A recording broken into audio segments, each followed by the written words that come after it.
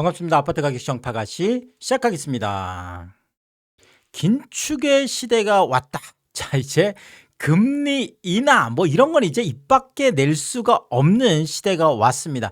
자, 결국 금리를 인상하는데 그것도 뭐 2.5%에서 2.75 뭐 한 번 정도 베이비 스텝이냐 이게 아니죠. 지금 나온 이야기만 하더라도 한국은행의 점도표상으로만 보더라도 올해 안에 3%로 가는 걸로 되어 있습니다. 자, 그러면 7월과 10월에 이미 어느 정도 확정이 되어 있고요. 아니면 뭐 한 방에 그냥 3%로 빅스텝을 할 수도 있는 거고, 자, 더더구나 지금 3.5% 그러니까 내년에는 3.5%까지 간다는 거잖아요. 그러면 빅스텝이 2번이나 베이비 스텝이 4번이나 나올 수 있는, 지금 뭐 이제는 그냥 정말 긴축의 시대, 금리 인하 이제 시대 이런 걸 아예 잊어버려야 돼요. 그렇죠. 그래서 금리 인상, 긴축의 시대가 왔고, 더더구나 유동성까지 빨아들이겠다. 지금 풀려있는 돈도 회수하겠다라는 거잖아요. 그래서 이런 것들이 진행되기 때문에, 자, 결국은 긴축의 시대를 이제 준비해야 되는데, 자, 지금 가장 긴축의 시대가 왔을 때 취약한 부분이 어디일까? 자, 지금 뭐 어제 오늘 계속 이 이야기가 나오는데 결국 여기서부터 터지는 걸로 나와 있습니다. 바로 자영업자분들인데요.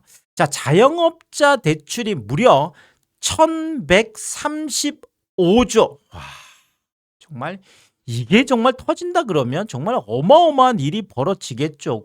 그런데 이 자영업자 대출의 어떤 그 구조, 취약한 구조를 보면, 야, 이거 정말 늘 불안하다. 자, 그런데 지금까지는 그래도 어느 정도 기준금리가 2.5% 정도에서 뭐 계속 뭐 미국도 막 4%, 5% 갈 때 우리나라가 그래도 좀 금리가 이제 낮게 그래도 있다 보니까 그나마 버텨왔는데, 이제 앞으로 금리가 2.5가 아니라 3.0이 아니라 지금 3.5 또는 3.5 이상으로까지 간다고 하니까, 자, 이런 것들 때문에, 자, 자영업자 쪽에 이 어마어마한 대출 1135조. 아, 이거 지금 어떻게 될지 모르겠습니다. 지금 나와 있는 이 가장 취약한 구조가 이것 때문이죠. 은행하고 이금융권 쪽에 동시에 대출을 받고 있는 분들, 자, 이분들이 자영업자 대출자 전체가 335만 명인데 이 중에 무려 172만 명, 와, 절반 이상이죠. 51%가 은행에서도 대출을 받고 이금융권에서도 대출을 받고 계속 여기저기 다 대출을 받아서 지금 버티고 있다라는 거죠. 대출액이 무려 666조, 58%나 됩니다. 거의 60% 가까운 이 어마어마한 대출이 대부분이 다 은행뿐만 아니라 이금융권에서까지 땡길 수 있는 만큼 다 땡겨놨다, 이렇게 봐도 될 것 같고요. 자, 이제 더 심각한 거는 바로 이 부분이죠. 3개 이상 금융권, 자, 은행에서도 받고 뭐 지금 뭐 은행도 뭐 또 여러 군데가 있을 수 있겠고, 자, 더더구나 지금 이금융권 중에서도 이쪽 저쪽에서 땡길 수 있는 걸 다 땡기신 분들, 소위 말해서 우리가 돌려막기를 하고 있는 이런 분들, 우리가 이런 분들을 보통 우리가 다중채무자다 이렇게 얘기를 합니다. 이 다중채무자가 무려 168만 명이에요. 딱 절반입니다.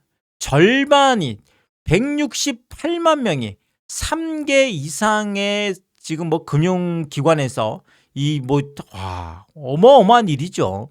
자, 더더구나 5개 이상에서 다중채무자, 이분들도 무려 61만 명, 18%, 20%에 가까운. 자, 그러니까 이러다 보니까 이게 언제 터져도 터질지 모르겠다. 자, 지금 금리는 지금 뭐 계속 올라가고 있고 지금 난리가 났다라는 건데, 자, 안 그래도 이금융권의 이 자영업자분들이 받은 대출이 평균 금리가 대략 한 10% 정도 되고 있는데, 자, 이게 뭐 이럴 수밖에 없는 게, 조금 자료를 보면서 말씀을 드리면, 자, 지금 저축은행 같은 경우에 평균 금리가 대략 9%에서 15%예요. 와, 최대 금리가 지금 15%까지 가 있으니까 뭐 중간만 보더라도 한 12%막 이렇게 되는 거죠.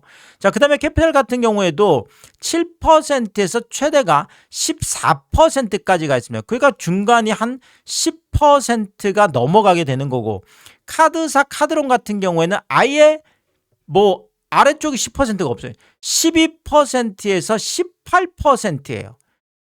야, 이렇게 되면 중간으로 하더라도 뭐 거의 한 15% 정도 되다 보니까 지금 자영업자분들의 이 대출 구조 자체가 굉장히 취약하게 돼 있다라는 거죠. 지금 현재가 이 정도인데 금리가 지금 계속 올라간다고 하면, 아니 저축은행이나 캐피탈이나 카드사 이런 데들도 결국은 뭐 여전체 뭐 이런 것들 이제 발행을 해서 뭐 결국은 뭐 가져오는 거잖아요. 자, 이게 지금 올라갈 수밖에 없죠. 아시겠지만 기준금리가 올라가면 뭐 국고채 금리 안 그래도 지금 뭐 난리가 나고, 뭐 이렇게 되면 이런 은행채나 여전채 이런 금리들도 올라갈 수밖에. 자금 조달 금리가 올라가면 이거는 더 미친 듯이 치솟을 수밖에 없는데, 야, 이거 지금 자영업자분들 정말 난리가 났습니다. 지금 뭐 10%가 문제가 아니라 15%, 14%, 무려 18% 이런 지금 이자들도 지금 있거든요. 그래서 정말 심각한 상황으로 갈 수밖에 없는 이런 구조고요. 자, 이런 상황에서 지금 4월 소매 판매가 마이너스 3.6%예요. 자, 우리가 지금 증시가 너무 호황이다 보니까 모든 것이 다 잘 돌아가고 있어, 이런 착시 현상이 생길 수도 있거든요. 뭐 지금 뭐 증시만 보면 뭐 하루아침에 자고 일어나면 올라가고 올라가고 뭐 난리가 지금 나잖아요. 그리고 뭐 지금 뭐 무슨 성과급을 뭐 6억을 준다 뭐 몇억, 뭐 이러니까 지금 우리나라가 막 갑자기 이렇지만 실제 오히려 4월의 소매 판매는 3.6%나 감소했는데 이게 26개월 만에 가장 최대 폭의 감소여서, 야, 이게 도대체 무슨 일인가 싶은 거죠. 근데 자영업자분들은 이 소매 판매하고 직결돼 있잖아요. 그래서 소매 판매가 줄고 있다는 것은 자영업자분들이 그만큼 힘들어진 상황이 또다시 왔다라는 거죠. 자, 이러다 보니까 동네 병원도 폐업이 증가하고 있다, 이런 지금 뉴스들까지 나와 있는데, 뭐 4월에만 85개 정도가 폐업했는데 매월 80개 수준이 폐업을 해서 지금 뭐 병원들도, 동네 병원들도 못 버티는 이런 상황들까지 이야기가 나오고 있습니다. 자, 결국 뭐 폐업 100만 명 시대, 와, 자영업자 실업급여도 역대 최다다. 정말 자영업자분들의 상황이 시간이 지나면 지날수록 더 지금 악화되고 있다, 이렇게 보여지고 있습니다. 자, 결국 뭐 이런 얘기가 나오는 거죠. 코스피는 웃고 있지만 자영업자는 울고 있다는 게 바로 이런 이야기가 되겠고요. 자, 더더군다나 지금 4대 금융에서도 회수를 포기한 돈이 3조 원, 와, 어마어마하죠. 그래서 역대 최다인데, 자, 그만큼 자영업자들이나 소상공인들이 그만큼 힘들다, 이런 이야기가 되겠습니다. 자, 결국 긴축의 시대, 금리 인상의 시대, 결국 유동성을 축소하는 이런 시대, 자영업자들 언제 터져도 터질지 모르는 정말 뭐 시한폭탄 같다, 이렇게 할 수밖에 없겠고요. 자, 이렇게 되면 뭐 집값 하락 뭐 이런 것들도 올 수밖에 없겠죠. 자, 뭐 자영업자분들도 당연히 뭐 이런 어떤 이런 뭐 아파트나 이런 거에 뭐 매수자 뭐 이렇게 수요다 보니까 이런 수요자분들이 지금 힘들어지면 다 같이 힘들어지는 거죠. 그래서 이런 것 때문에도 집값이 힘들어지는 상황이 올 수밖에 없겠고, 자, 그다음에 이 긴축의 시대, 금리 인상과 유동성 축소에서 또 하나 자영업자분들도 자영업자분들이지만 소위 말하는 영끌족, 여기도 그렇죠. 위험하죠. 영끌족들도 터질 수밖에 없다. 자, 그래서 오늘 경제 뉴스 헤드라인들이 다들 뭐 난리가 났는데 바로 이런 내용들입니다. 대부분이 3% 금리 신호. 자, 결국 올해 안에 3% 점도표상으로 3% 빅스텝 수준으로 가는 거죠. 2.5에서 3%. 자, 이러고 지금 뭐 이제 내년까지 하면 3.5% 얘기가 나오고, 당장 지금 올해 안에 3% 빅스텝 수준의 지금 기준금리가 올라간다는 이 신호 때문에 주택담보대출이 8%가 현실화되고 있다.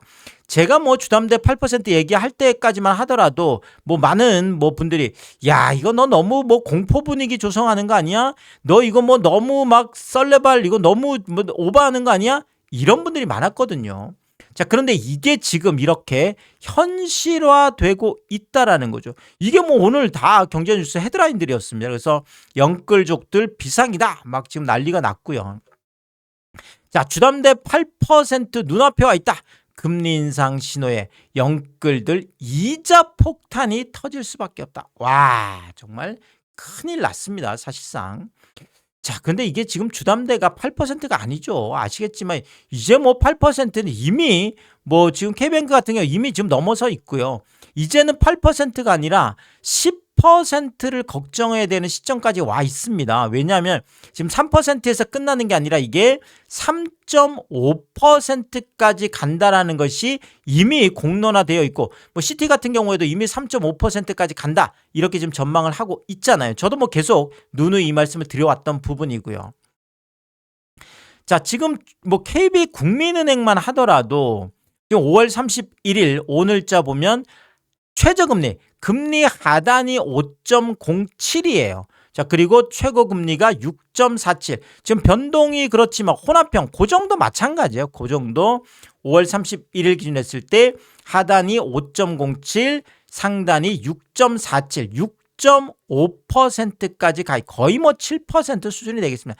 특히나 하단이 5% 넘어선 거는 제가 기억하기로는 이게 22년 뭐 이때쯤이었나요? 아니면 뭐 24년 정도였나요? 우리나라가 이제 기준금리를 이제 막 올릴 때였죠. 막 올릴 때 제가 기억하기로는 빅스텝이 2번 있었던 게 22년으로 기억하는데 이게 뭐 7월하고 막 10월에 빅스텝 이렇게 2번씩 해서 막 올릴 때 이때 지금 주담대 금리 하단이 5%였습니다.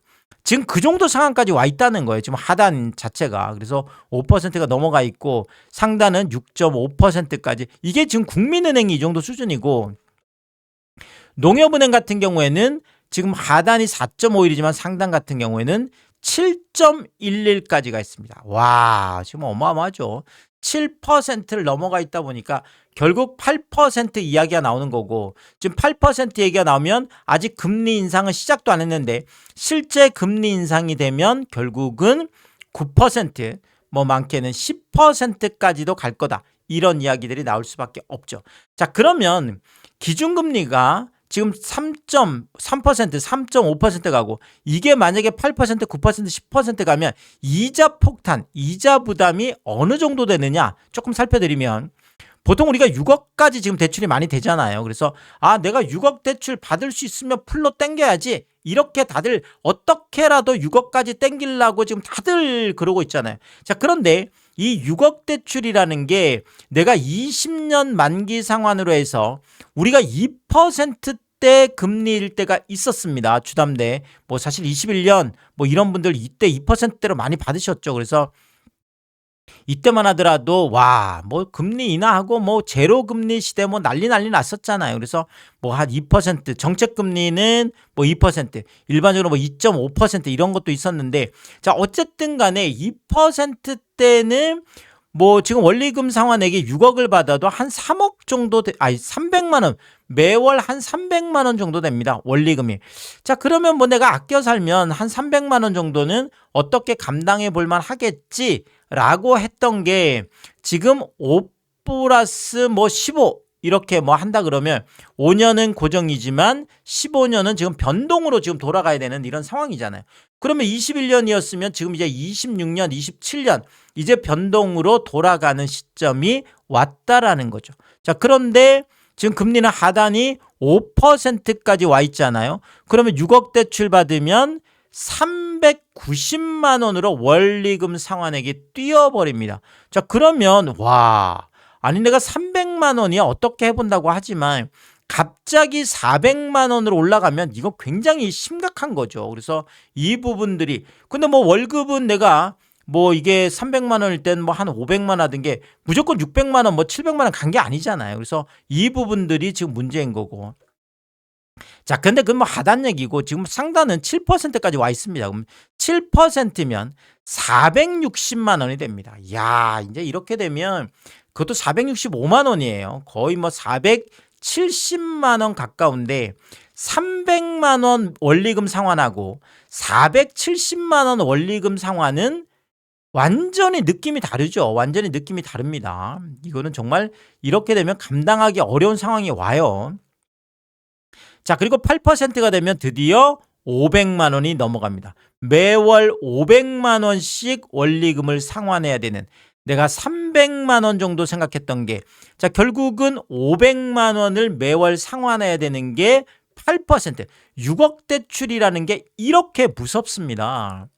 자, 그리고 실제 10%에 도달했다 그러면 6억 대출 받았을 때 매월 579만 원, 580만 원이면 600만 원이에요.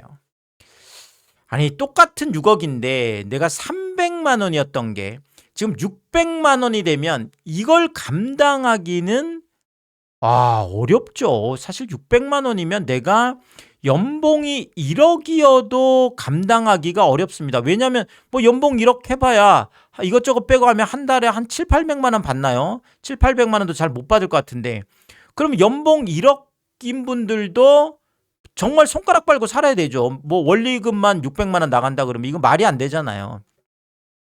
연봉 1억 2천도 힘들 것 같고 연봉 한 1억 5천은 돼야 이게 감당이 될까요? 자, 어쨌든 간에 정말 쉽지 않은 상황들이 올 수 있기 때문에 내가 6억까지 땡길 수 있다고 해서 무조건 6억을 땡겨놨을 때 이게 어느 순간 정말 수렁으로 빠질 수 있는 거죠. 굉장히 힘든 상황이 올 수도 있습니다. 자, 결국 긴축의 시대가 왔고요. 금리 인상에다가 유동성 축소, 자, 영끌족들 터지고, 아까도 뭐 지금 자영업자분들이 힘들어지면서 집값 하락이 분명하게 올 수밖에 없는 거고, 자, 더더구나 영끌족들 뭐 이렇게 되면 이것도 마찬가지예요. 급급매로 뭐 던지거나, 더더구나 지금 이렇게 되면 매수를 하려는 분들 입장에서도 내가 영끌을 하려고 했다가 움찔할 수밖에 없죠. 아니, 이렇게까지 금리가 올라간다고 이걸 내가 감당할 수 있을까? 자, 그러면 마찬가지예요. 그러니까 던지는 분들은 감당을 못해서 싸게 던지는 거고, 자, 싸게 던져도 내가 이것을 나도 감당할 수 없기 때문에 받아줄 수가 없고, 자, 그러면 집값은 하락할 수밖에 없다라는 거죠. 자, 이런 것 때문일까요? 깜짝깜짝 놀랄 만한 폭락거래, 물론 이런 폭락거래들 일반화하기에는 어렵습니다. 아직까지는. 자, 그럼에도 불구하고 이런 폭락거래들이 지금 나왔다라는 것이, 우리가 상승거래 나올 때 막 갑자기 막 어마어마한 상승거래가 나오면 막 이게 계속 막 이게 신문방송에서 이러면 막 갑자기 그걸 추격 매수 나서고 막 이런 일들이 벌어지잖아요. 마찬가지예요. 지금 이게 일반화할 수는 없지만 이런 폭락거래들이 나왔다라는 것 자체가 많은 분들이 생각할 때 이런 거래들이 나왔어? 자, 그러면 이런 것들이 또 심리를 꺾을 수 있다라는 거죠. 그래서 제가 또 뭐 이런 것들을 이런 지금 폭락거래도 있었습니다 라고 또 소개를 해드리는 거죠. 은평뉴타운의 마고정 3단지 18억 5천까지 갔던 게 9억 7천까지, 뭐 완전 반토막이죠. 47% 폭락한 거래가 지금 나와 있고요. 서대문에 있는 DMC 레미안 클라시스, 자, 33평 같은 경우에도 지금 뭐 4월에 11억 4천 최고가 찍었는데 5월에 한 달 만에 7억으로 마이너스 38%. 자, 지금 11억이 갑자기 7억이 되는 이런 일들도 벌어진다라는 거죠. 자, 노원 지금 월계 미륜 같은 경우에도 21평형 2월에 9억 7천 최고가 찍었는데 5월에 3개월 만에 6억까지 떨어지면서 마이너스 38%, 뭐 4억 가까이 하락을 한 거죠. 자, 노원 상계 주공 13단지 18평 같은 경우에는 뭐 이런 것도 이제 5년 전 집값 아래로 내려간 건데 5억 9천7백까지 갔던 게 3억 4천5백으로 마이너스 41%고요. 중계 건영 2차 31평 같은 경우에도 9억 1,500까지 갔던 게 5억 3천으로 마이너스 42%고, 상계 주공 6단지 23평 같은 경우는 9억 4천까지 갔던 게 4억 7천까지 하락하면서 5년 전 집값 밑으로 뚝뚝 마이너스 50%까지 나와 있고요.